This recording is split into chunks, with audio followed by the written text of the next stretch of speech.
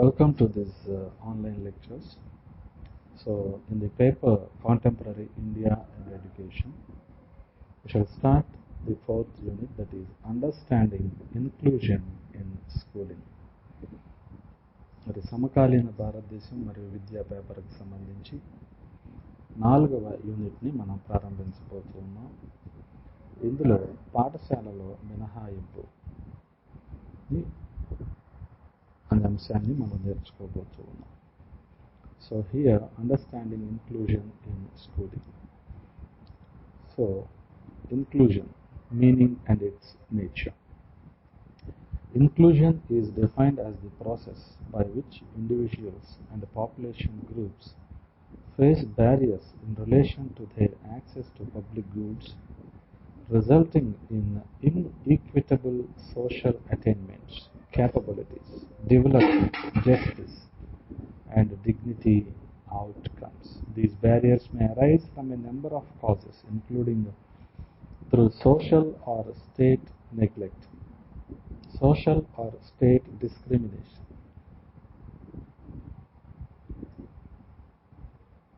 active social or state denial, so violence, dispositions, customary practices, and cultural norms.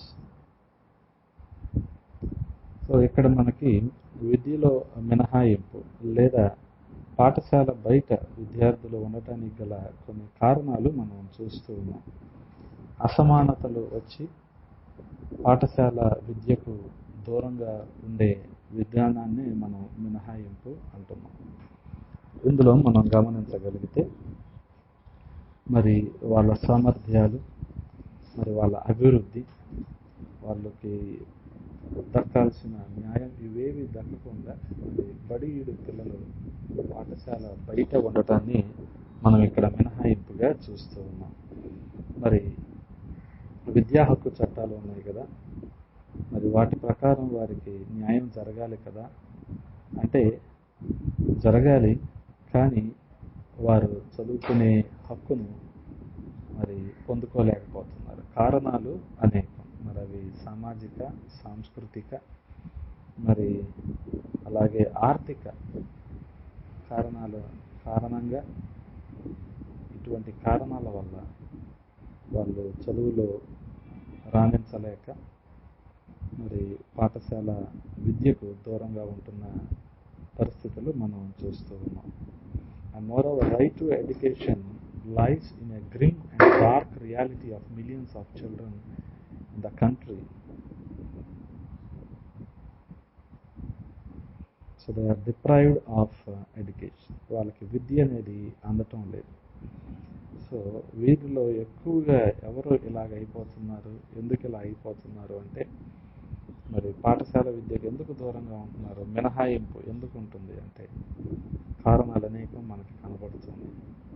Most severely and consistently excluded are women, Dalits, Adivasis, Muslims and persons with disabilities.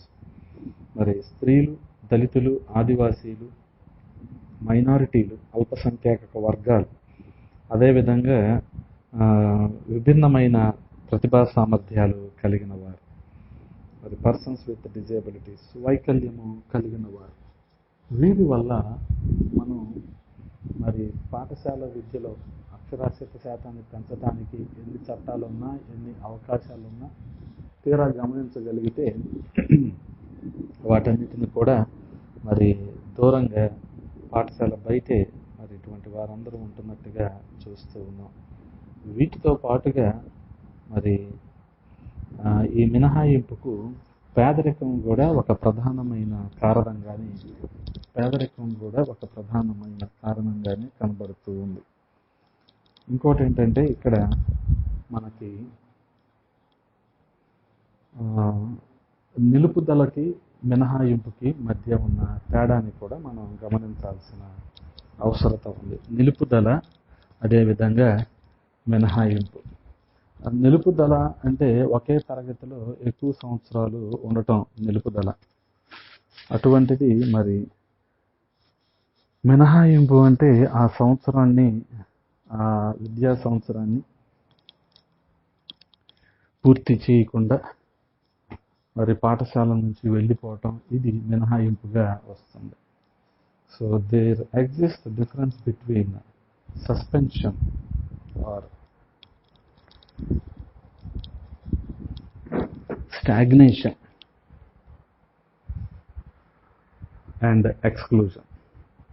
Suspension from school is an action taken by the principal to address irresponsible behavior. మరి suspension మీకు మనం గమనించగలిగితే అది ఆ పాఠశాలలోని ప్రధాన ఉపాధ్యాయులు విద్యార్థుల మీద కొన్ని క్రమశిక్షణా చర్యలు తీసుకున్న కారణంగా వారి ప్రవర్తనాపరమైన లోపాలకు బాధ్యులుగా మరి 1 నుంచి 10 రోజులు లేదా 1 నుంచి 5 రోజుల వరకు మరి వారికి ఇటువంటి శిక్షలు లేకపోతే క్రమశిక్షణ మరితో కూడిన చర్యలు వారి మీద తీసుకోవడం జరుగుతుంది. So suspension from school is an action taken by the principal to address irresponsible behaviour.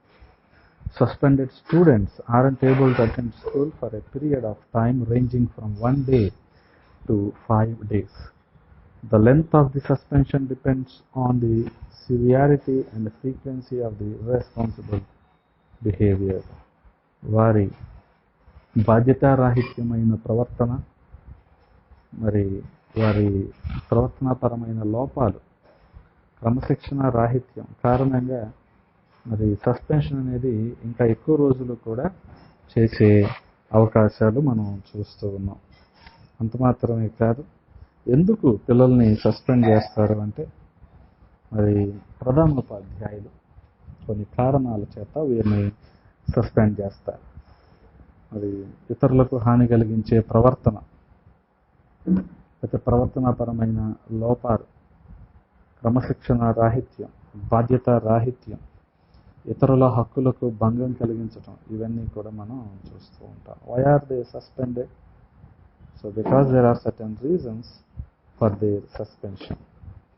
So violation of the acts, interfering in the rights of others, committing illegal activities, so threatening the safety of others through harassment, verbal abuse, bullying, etc.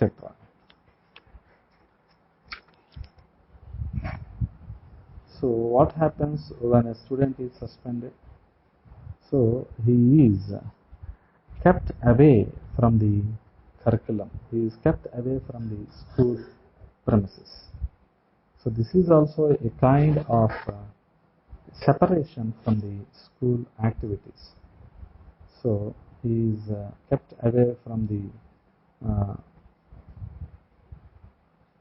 regular work of the school or activities of his classroom. And here he need to negotiate with the parents, with the caretakers, with the school representatives or school principal. So likewise they may also include after this suspension. అది suspension తర్వాత తిరిగి పాఠశాలలో చేరటానికి వాళ్ళు తల్లిదండ్రులతో, సంరక్షకులతో, అదేవిధంగా పాఠశాల ప్రధానోపాధ్యాయులతో, పాఠశాల ప్రతినిధులతో వారు మాట్లాడాల్సి లేకపోతే చర్చించి అది తిరిగి సరైన ప్రవర్తనతో వస్తామని హామీ ఇచ్చిన తర్వాతే వాళ్ళు తిరిగి రావటం జరుగుతుంది.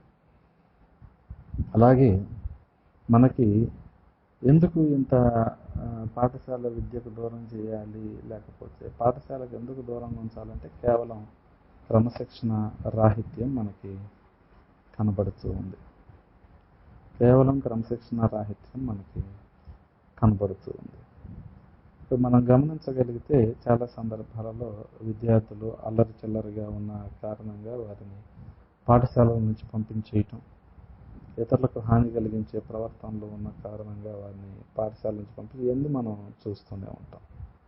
And next coming to the nature of exclusion. So the government advises schools to focus on promoting positive behavior, helping to build self-discipline and encouraging respect for others.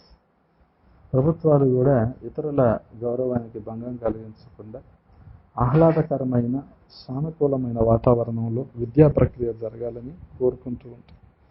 కానీ అవి జరగని పక్షంలో కొన్ని సందర్భాలలో విద్యార్థులని పాఠశాలకు దూరంగా ఉంచటం అనేది మనం చూస్తూ ఉన్నాం. So exclusion is when a student is told they cannot come to school either for a fixed term, that is for a certain period, which could be anything from a few hours up to 45 days in one school. మరి ఇక్కడ మనకి permanent exclusions, fixed term exclusions రెండు కూడా మనం చూస్తూ ఉన్నాం. ఒక నిర్ణీత కాలంలోని మినహాయింపు, అదేవిధంగా శాశ్వత మినహాయింపులు కూడా మనం చూస్తూ ఉన్నాం. కొన్ని సందర్భాలలో వీరి మితిమీరిన వైపరీత్యమైన ప్రవర్తన కారణంగా, అంటే సెక్షువల్ మిస్కాండక్ట్, లైంగిక వేధింపులు కానీ, లేకపోతే illegal activities like supplying the drugs, carrying offensive weapons, అదే మారణాయుధాలు తీసుకురావటం తరగతుల్లోకి, ఈ కారణంగా అలాగే మాదక ద్రవ్యాలు తరగతుల్లోకి తీసుకురావటం, ఇటువంటి కారణంగా వీరిని మరి కాస్త పాఠశాలకు దూరంగా ఉంచే పరిస్థితులు మనం చూస్తూ ఉన్నాం. ఇందులో ఫిక్స్డ్ టర్మ్ అంటే కొంత నిర్ణీత కాల వ్యవధిలో, అంటే కొన్ని రోజుల పాటు, లేదా అసలు శాశ్వతంగానే వీరికి మినహాయింపు ఇవ్వటం. ఇంకా ఇటువంటి విద్యార్థి ఈ పాఠశాల పరిస్థితుల్లో ఉండటానికి వీల్లేదు, ఇతన్ని ఏదైనా పునరావాస కేంద్రానికి, రీహాబిలిటేషన్కి సెంటర్కి పంపిస్తే బాగుండని నిర్ణయాలు కూడా కొన్ని సందర్భాలలో తీసుకునే అవకాశాలు ఉంటాయి. ఎందుకనంటే పరిస్థితుల ప్రభావం లేకపోతే అక్కడ సమస్యల తీవ్రత కారణంగా ఇటువంటి నిర్ణయాలు తీసుకోవాల్సిన అవసరత వస్తుంది. So people, that means students, can be excluded permanently because of their behaviour. Permanent exclusion is a very serious move and is generally a last resort if all else has failed. Negotiation or discussion with the parents or counseling by the professionals, ఇవన్నీ fail అయినప్పుడు మరి ఇంకా వాళ్ళని కాస్త దూరంగా ఉంచటమే మనకి విధానంగా కనబడుతూ ఉంది. So here we come to the end of nature and meaning of exclusion.